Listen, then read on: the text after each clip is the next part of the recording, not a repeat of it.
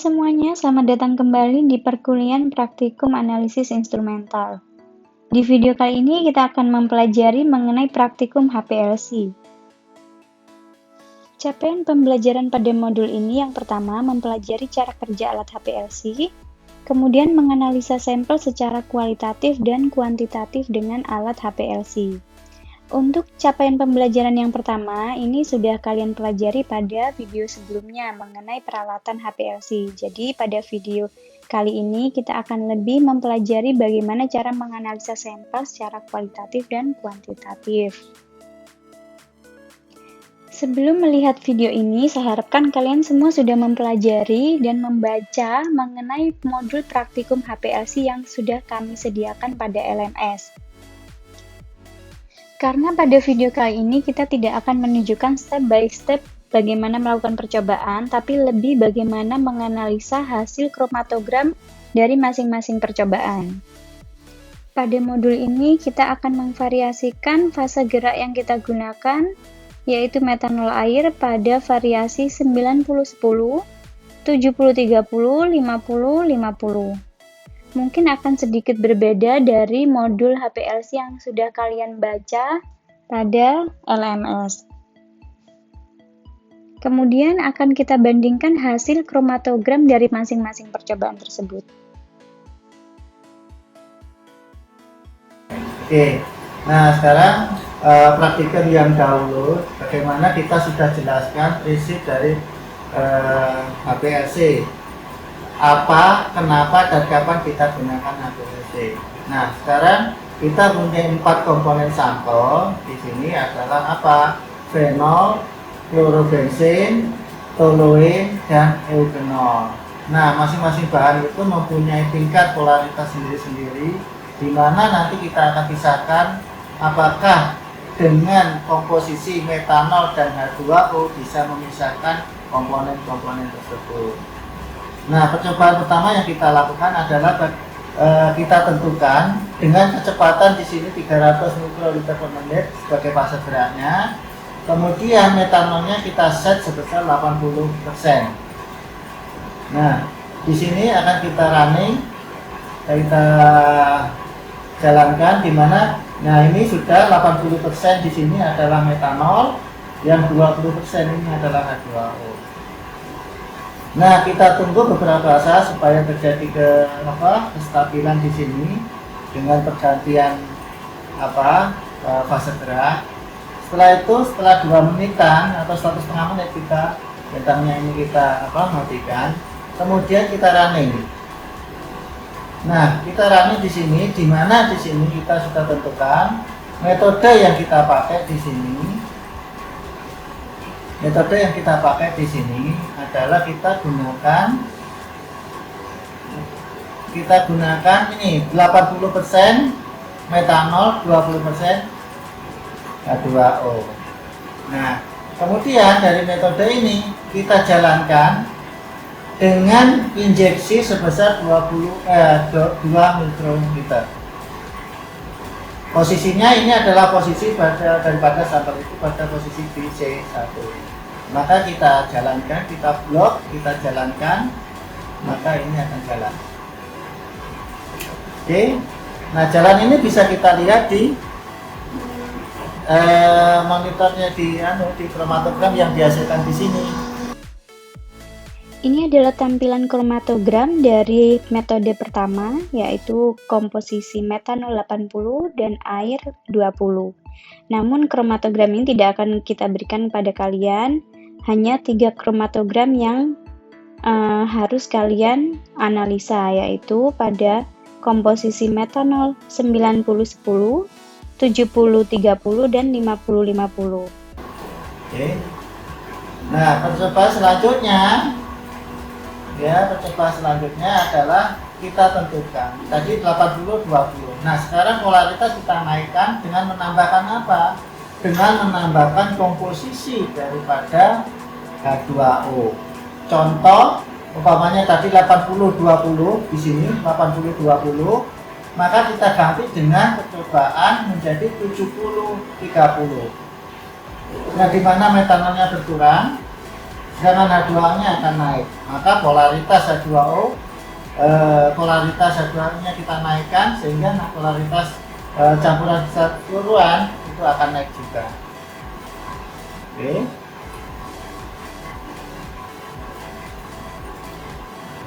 Nah, di sini kita tentukan tadi 80-20. Nah, sekarang kita masukkan di sini sebesar 70% metanol dan 30% H2O. Nah, ini sekarang ini. Oke. Nah, kita lihat apakah nanti ini semakin terpisah atau enggak. Bisa kita buktikan dengan menginjek atau dengan running sampel dengan komposisi 70-30 dengan kecepatan yang sama pada di 80% tadi. Hal yang sama nanti lakukan pada 60 dan juga 50. Sehingga kita punya 3 atau 4 data yang bisa dijadikan acuan, bisa disimpulkan apakah dengan semakin tinggi tingkat polaritas bisa memisahkan suatu komponen dengan kita memakai kolom reverse phase atau kolom atau fase diam jenis fase balik. Nah, itu bisa dilakukan, kita coba nanti data akan muncul. Nah, bagaimana? Ya sama seperti tadi. Maka yang tadi kita running. Oke. Nah, kita running, dia sudah akan menjalankan. Nah, bisa dilihat pada kromatogram pada komposisi 70-30. Amati juga pada 60-40 dan 50-50. Nah, nanti dari sini kita bisa simpulkan data-data tersebut.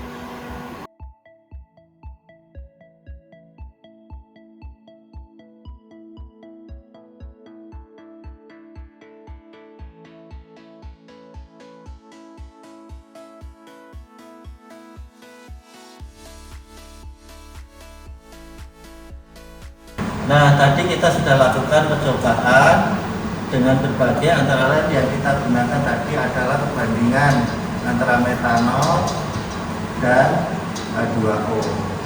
Nah, percobaan pertama yang kita lakukan adalah satu, kita gunakan yang 80 berbanding 20, kemudian 70 banding 30, 60, 40 dan 50 banding 50. Nah, dari di sini tadi antara metanol dan H2O ini, kalau kita lihat dari komposisinya di sini, apakah polaritas daripada metanol sama H2O ini yang kita coba ini semakin naik atau semakin turun? Nah, kalau tidak dari atas ke bawah tadi di sini adalah polaritasnya semakin naik. Nah, ini polaritasnya semakin naik. Nah, dari data yang kita hasilkan tadi adalah percobaan 80-20, dia kecenderungannya kumpul di sini jadi satu. Oke. Kemudian ini yang 80 banding 20. Kemudian yang kedua, percobaan yang kedua 70. Nah, ini ada sedikit akan misah meskipun akan ini. Ya. Nah, nanti pada 60-40 maka dia akan memisah. Ya. Ini adalah 60 banding 40. Begitu juga yang 50, dia juga akan terpisahkan juga semakin melebar. Nah, ini 50 banding 50. Oke. Nah, dari 4 tadi yang kita punya tadi adalah satu. Di sini kita punya campuran 4, dari 4 ini kita punya campuran apa yang dinamakan fenol. Kemudian yang kedua adalah klorobensin. Yang ketiga adalah toluene. Yang keempat adalah eugenol. Nah, ini 1, 2, 3, 4 komponen. Oke. Nah, kita tahu pemisahannya ini berdasarkan tingkat polaritas, maka di antara bahan di sini mana yang polaritasnya paling tinggi? Nah, kita bisa lihat bahwa fenol itu mempunyai gugus fungsi apa di sini? OH. Nah, klorobensin juga ini apa? Ini Cl. Toluene. Nah, ini mempunyai apa? Dinamakan CH3. Nah, eugenol nanti bisa Anda cari di data di online atau ada dapatkan dari jurnal atau dari referensi-referensi yang lainnya. Nah, apakah eugenol di sini? Nah, ikatan-ikatan di sini OH, Cl, CH3 ini yang mempengaruhi tingkat polaritas. Nah, kita tahu bahwa nanti bisa dirujuk di apa? Anda pelajari bahwa OH ini mempunyai polaritas yang paling tinggi. Kemudian Cl. Nah, CH di sini, CH ini adalah polaritasnya sangat-sangat rendah, bahkan kecenderungannya dia non polar. Sedangkan eugenol kita tahu all, otomatis dia juga mempunyai tingkat polaritas, dia lebih polar daripada toluene. Maka kita kembali lagi nanti di sini nanti kita bisa identifikasi mana eugenol, mana toluene, mana fenol. Nah, kita ketahui bahwa di kromatografi itu prinsipnya adalah like dan dislike, suka dan tidak suka. Nah, otomatis kalau dia fase diamnya yang kita pakai tadi adalah reverse phase, atau kalau fase balik atau non polar, maka dia akan menyukai yang non polar juga. Dalam hal ini dia akan menyukai toluene, karena toluene akan ditahan. Sedangkan fenol dia tidak suka, maka dia dilepaskan begitu saja. Sehingga bisa kita identifikasi bahwa di sini dari 4 ini senyawa ini adalah fenol sebagai gugus OH-nya. Kemudian ini ada Cl, klorobensin. Yang ini adalah eugenol dan ini adalah toluene. Nah, itu bisa kita simpulkan di situ. Itu kesimpulan yang pertama, kita bisa mengidentifikasi mana bahan atau muncul pik-pik yang kita hasilkan di sini. Kita cobakan di sini. Maka dengan jelas, satu, prinsip kromatografi pemisahan.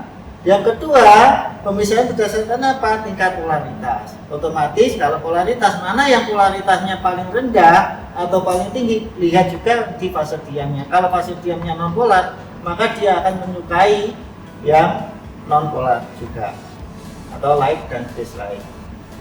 Nah, dari sini kesimpulan ini kita dapatkan, identifikasi ini kita dapatkan, kesimpulannya apa? Dari ini tadi campuran tadi 80-20, 70-30 dan seterusnya, maka bisa Anda simpulkan bahwa semakin tinggi tingkat polaritas maka akan semakin terpisah. Itu kesimpulan yang kedua. Nah, indikasinya bagaimana dia ini bisa terpisah atau enggak, itu bisa kita hitung secara kuantitatif dengan melihat puncak pertama ini dan puncak kedua. Nah, ini bisa misah atau enggak? Ini sangat besar, ini katakanlah puncak pertama ini. Nah, ini, oke.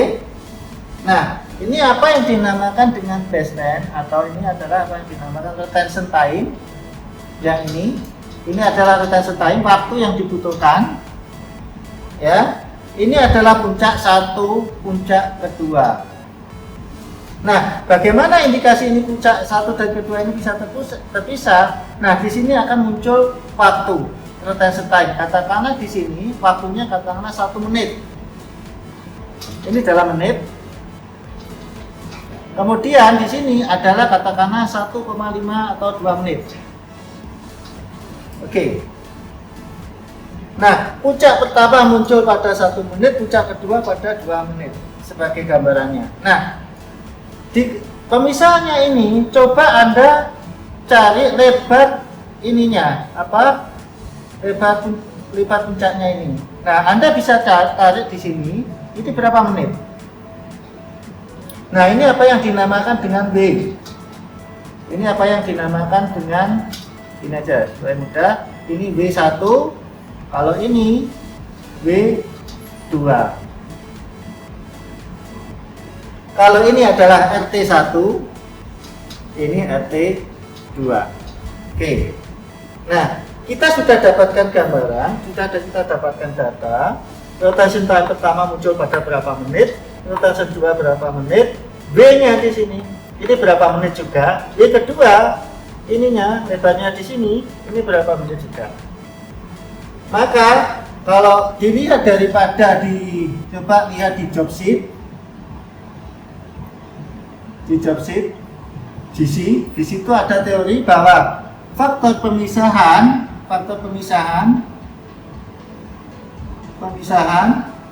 itu sama dengan derajat pemisahannya dianggap resolusi sama dengan D dibagi dengan W1 ditambah W2. Oke, nah D itu apa? D itu adalah D di sini adalah RT yang kedua dikurangi dengan RT yang pertama. Nah, D ini. Nah, tadi diketahui umpamanya ini 1 menit untuk yang pertama, yang kedua 2 menit, maka apa? Kita cari W-nya di sini. Katakanlah masing-masing W-nya butuh 1 menit, katakanlah. Di sini katakanlah D-nya W-nya katakanlah 1 menit umpamanya.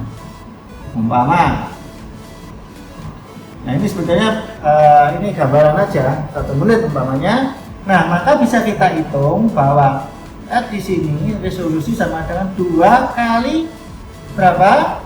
Tadi 2 menit dikurangi 1 menit dibagi dengan W1 masing-masing 1 menit.